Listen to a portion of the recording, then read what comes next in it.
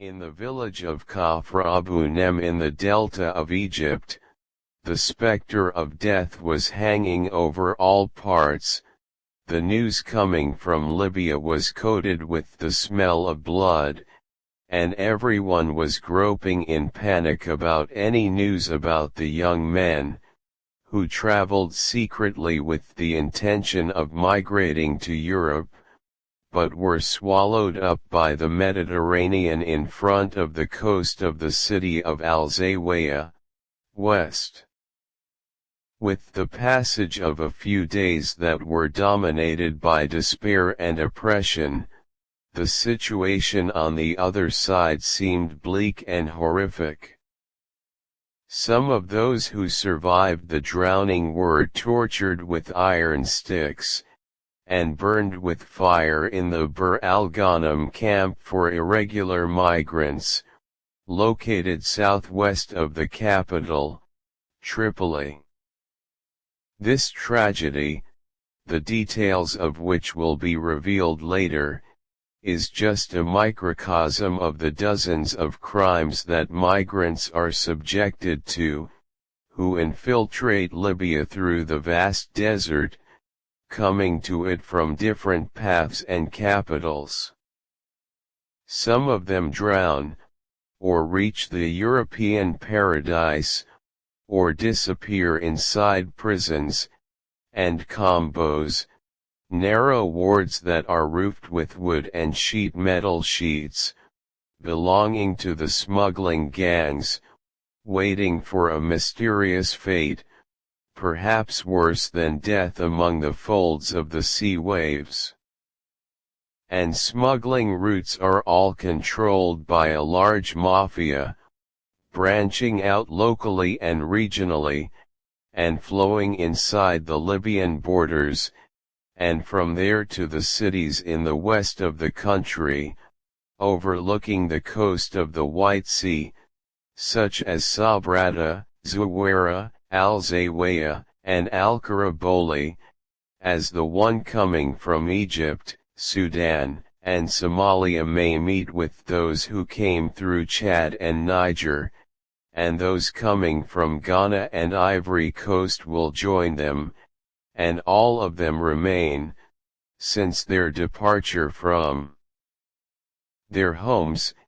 in the custody of the broker, who takes them on rugged paths until they settle in Libya, far from the eyes of the security authorities. But if they fall into the grip of human trafficking gangs, the matter may be completely different, because then they will be dead, as everything with this mafia has a price: life, even entering the toilet, and drinking water, which some may have to women pay for it out of their honor, or they swallow polluted water, because there is investment in the live meat of immigrants. The facts of this investigation took place between the governorates of the Delta of Egypt and several Libyan regions, with the aim of documenting the process of human smuggling and trafficking, and how they fall as a trump card in the grip of the mafia and brokers duo, to be bartered with them, before they often receive a large share from torment, and absence for several months in anonymous basements and secret compartments. A Shark Al-Azate monitored some stories of bloody torture committed inside irregular immigration camps, beginning with beating migrants with whips and iron pipes, and ending with burning their bodies with fire to force their families to pay the ransom required for their release. Some of these crimes are committed inside official detention centers in Tripoli, including Gout al-Shul, while others are carried out in camps supervised by armed groups, or in secret warehouses where they are stacked waiting for the hour of execution. Cousin's funeral. The July temperature in Egypt had just exceeded 40 degrees Celsius, and the two cousins, Hassan Salah Atiyah, 30, and Hussein Hatem Atiyah, 19, were traveling about 750 kilometers, in the first steps of realizing their dream of traveling to paradise. The promised European from the village of Abu Najm in the Sharqiya Governorate, to the city of Saloum, near the western border with Libya, and they carry with them only a few supplies, clothes, and some money. There, on both sides of a desert road, they met other Egyptians, where the hired travel broker took them on roads and trails for 5 days,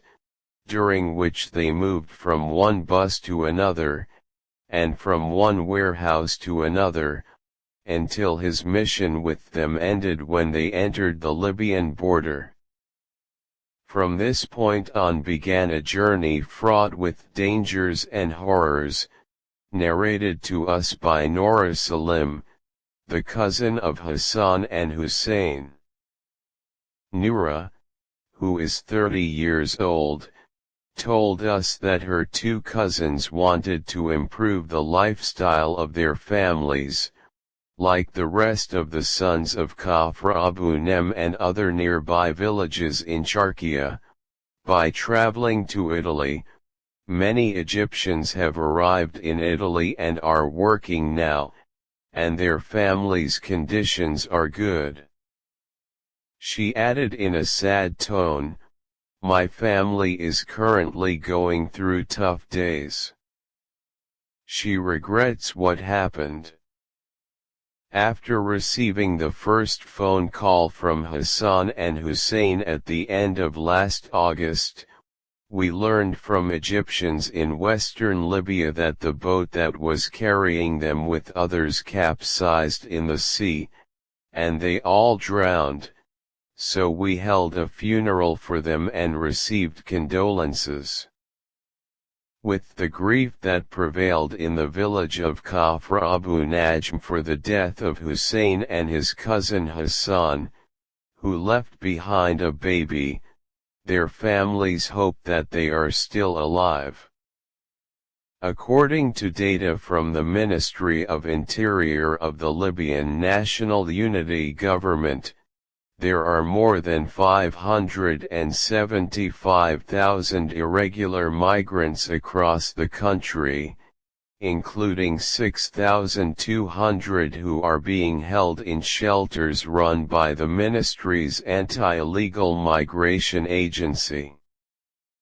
Haji Hakim Gang. The mysterious fate of the two cousins, Hassan and Hussein, applies to thousands of irregular migrants of many Arab and African nationalities, who fall into the hands of militias and human trafficking gangs, and are subjected to psychological and physical torture, sexual abuse, and forced labor with the intent of extorting their families. Among these criminal gangs, there is a gang headed by a person known as Al-Hajj Hakim, who was involved in kidnapping a group of Egyptian immigrants, inflicting various forms of torture on them, and videotaping his crime to make their relatives pay the money he requested. The investigations of the Libyan public prosecution later revealed that Hajj Hakim trades in human beings through different countries, and that he has recently taken over the coordination of illegal immigration operations, through the management of an organization that operates under his control at home, and has links with other networks working for him in neighboring countries. Among the incidents, which are described as the deadliest, is the liquidation of 21 illegal immigrants from Bangladesh in the town of Misda, southwest of the capital, by a Libyan citizen, who was stacking them inside a warehouse in preparation for their sale, and decided to quell their anger and rained bullets on them. Data issued by bodies concerned with the file, including the International Organization for Migration and the Office of the High Commissioner for Human Rights, indicate that thousands of migrants have been subjected to widespread torture. And the Tobruk Security Directorate, East, had previously found 3 Egyptians in the Bab al-Zaytoun area, who showed signs of severe torture, and one of them died after they were transferred to the Tobruk Medical Center. At that time, the security information said that they were being held in one of the warehouses designated for smuggling illegal immigration, and they were deprived of food, and they were beaten by members of this gang. The police and elements of the Libyan National Army managed to liberate 900 Egyptians last week, and the security services in eastern Libya said at the time that the smuggling gangs detained them on a farm in the Bir al-Ashhab area, 74 kilometers east of Tobruk, with the intention of bargaining with their families to pay the money. Torture in the Sheep's Well. Torture by militias and immigrant gangs did not exclude any of the migrants. However, what is happening in the Bir al-Ghanem center in terms of crimes reported by the escapees and detainees in their interviews with the Sharq al-Azayt revealed systematic brutal torture, which prompted Hussein Abu al-Az, who works as an English language teacher in an Egyptian school, accused Salah al-Qadri, director of the center, of supervising the torture of his son Muhammad, with the help of 2 Libyans, the first known as the Butcher's Escape and the other by the name of Muhammad al-Fallah. A Sharq al-Azayt confronted, via phone calls, the 3 people, whom the victim's father accused of torturing his son. However, they denied the matter, and emphasized that they treat the detainees well. Muhammad, who studies at the Faculty of Commerce at Mansoura University, was among dozens of immigrants belonging to the village of Talbana in Dakhliya Governorate, northern Egypt, who infiltrated Libya with the intention of migrating to Europe, but were arrested and transferred between several prisons and centers, including Gout al-Shul in Tripoli, until they ended up in Bir el-Ghanem, which includes more than 1,000 immigrants. 4,000 immigrants of different nationalities fled from Gout al-Shul to the streets of the capital in mid-October. They were crammed into cramped cells and in unsanitary conditions, but the security forces said that they recovered about 2,000 of them, and the rest either sleep in the streets, or pick them up. Smuggling gangs. The Egyptian young man, who traveled to Libya in early August, in search of a better future, said that he was brutally tortured for 3 months, before his father was able to pay £50,000, about $3,800, to one of the brokers, in order to facilitate his escape from the center.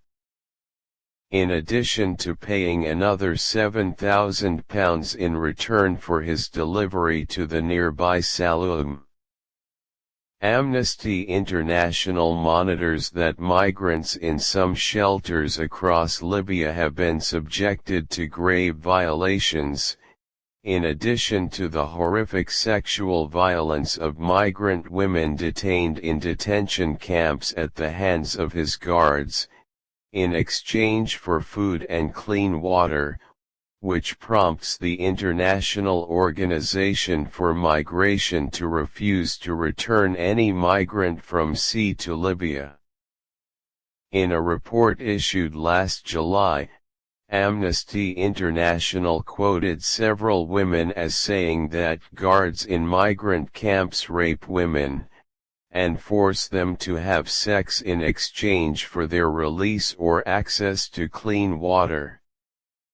Muhammad told Asharq al-Azad what he witnessed of brutality being committed against the detainees at the Bir el-Ghanem center, saying,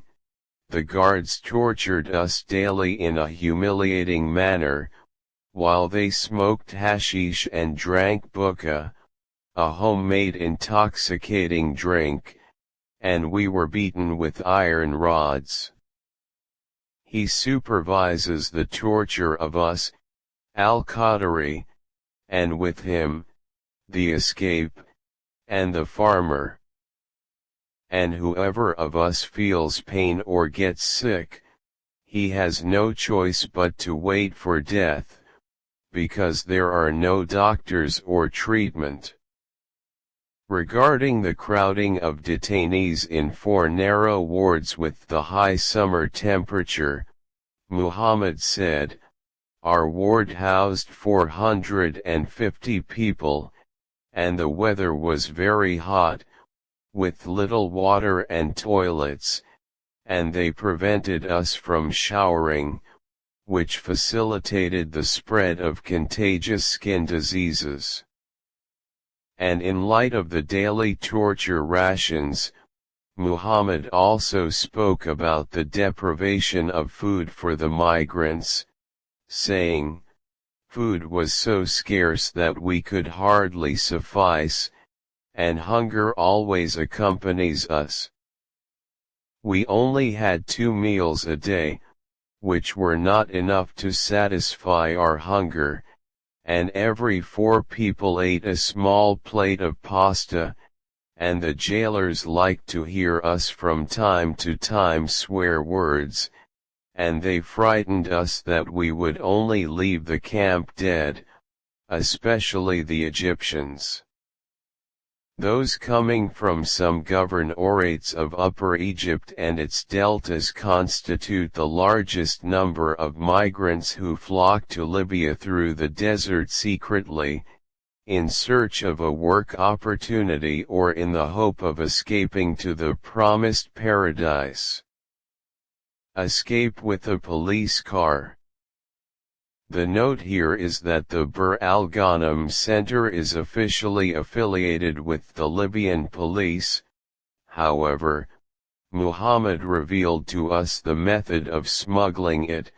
which was carried out by elements inside the camp, saying, "All those in charge of the camp, including militias and security elements, sell the detainees secretly, and receive a return whenever one of them has the opportunity, without knowing the rest of the officials with them about this procedure."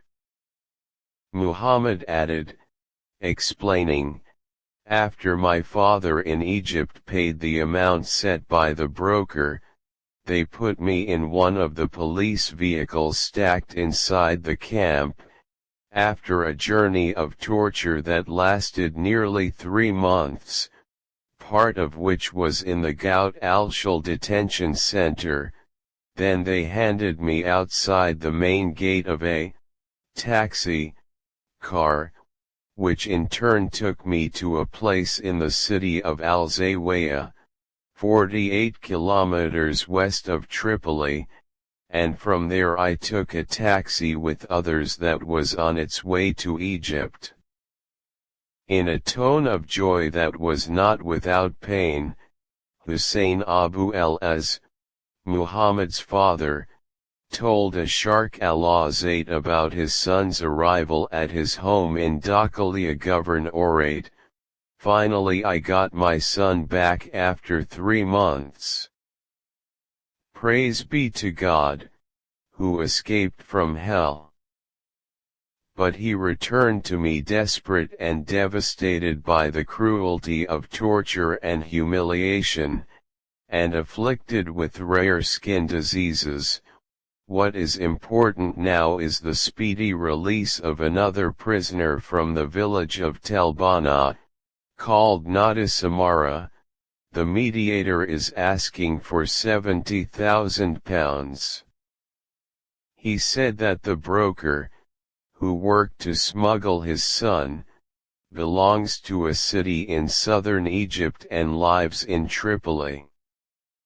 Ashaq al-Azate obtained video clips from the victim's father,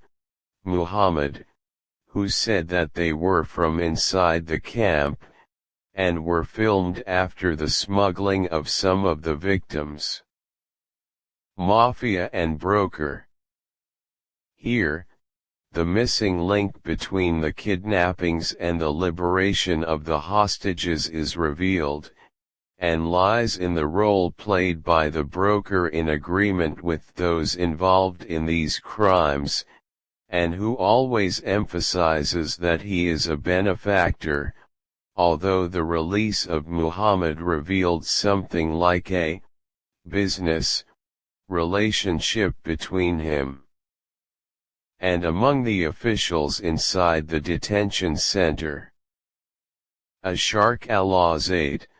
through the family of one of the kidnapped in Libya, contacted one of these brokers, who is currently residing in the Andalus neighborhood in Tripoli, who refused to talk to us at first, but he defended himself, saying, "I am providing a service to the families of the kidnapped by reassuring their children, and seeking their release them free of charge." In response to his accusation of human trafficking, the broker said, "No, I am seeking to reduce the amounts required for their release, which may sometimes reach $10,000. Until now, Noura's family is still being blackmailed by brokers who demand large sums of money, under the pretext of releasing her 2 cousins, the last of whom impersonated a senior official in the Egyptian government, but was arrested later. From Bir el Ghanem, the name of a small town that was the scene of the battles of the February 17 revolution in 2011, to the desert where the crime witnessed on the border between Libya and Sudan, when a migrant smuggling network transported 28 migrants from Sudan to the Libyan border, in exchange for sums of money. Finance, but it abandoned 14 of them in the middle of the desert, without provisions, or means to transport them, which led to the death of 6 migrants, while the rest got lost in the desert. However, the case is currently under investigation by the Libyan public prosecution, after the police arrested the network's elements, and they were detained in pre-trial detention. The UNRWA says that nearly 5,000 refugees and asylum seekers are registered with it, of whom about 45% are men, 22% are women, and 33% are children. The International Organization for Migration also recorded the rescue of 969 migrants from drowning from December 19 to 25, 2021, and returned them to the shelters again. Human organs for sale. The intrusion of migrants inside Libya across the vast borders now seem to be in the interest of many segments, from militias and gangs professed for smuggling, to some tribes in the south of the country, who are facing accusations of benefiting from the chaos that struck Libya over the past decade, and profiting from the smuggling of people, weapons, drugs, and fuel also. But the interesting thing is that this trade has opened another evil door for harem investment, which is the killing of African immigrants, the extraction of their human organs by specialized doctors, and selling them for huge sums. Libyan judicial sources briefed Asharq al-Azate on part of the ongoing investigations with a Somali expatriate, Hassan Kitty, accused of killing dozens of migrants and extracting their human organs through a network led by smuggling and trafficking of migrants and selling their human organs. In addition to being accused of raping a number of immigrant women at gunpoint, after kidnapping them and hiding them in secret warehouses to force their families to pay the ransom for their release. Later, the public prosecutor, Al-Siddiq al-Sawar, addressed this crime during his meeting in early December 2021 with the Minister of Justice, Halima Ibrahim, and some leaders. He said that the ongoing investigations with the knowledge of the public prosecution revealed that organized crime networks benefited from the absence of state authorities. It committed crimes of human trafficking, the killing of migrants and the trafficking of their human organs. Libyan civil activist Abdel Hamid al-Wafi, who is interested in the issue of migrants and displaced persons, explained to Asharq al-Azate that the crimes of trafficking in human organs for migrants have been largely active after 2011, especially in the western regions of the country. He spoke of the existence of gangs disguised as workers. They lure their victims to secret places, and at one time, this was done in the forests of Kr Palace, about 80 kilometers east of the capital, and there were operations carried out for the kidnapped, and their human organs were removed, before they were thrown into the sea. According to him, Al-Wafi proves that some citizens and local authorities had previously found the bodies of migrants torn to shreds, but when we asked the Libyan Ministry of Interior about these crimes, a senior security official told us that all information related to these cases is with the Attorney General, and from it is better to go to the Public Prosecution Office, but the latter said that the case is under investigation. From time to time, security patrols found the decomposing bodies of migrants in the Libyan desert. Libya has witnessed a remarkable increase in the flow of migrants towards European shores, in light of the relative calm the country is witnessing at present, but the local Coast Guard forces and European ships working to rescue migrants are returning them to Libya. The speech of most Libyan officials is devoid of any responsibility for the crimes of abuse against migrants, and in this regard, Brigadier General Al-Mabruk Abdel Hafiz, director of the Illegal Migration Agency, said that his country has become a victim, and was left alone in the face of this issue.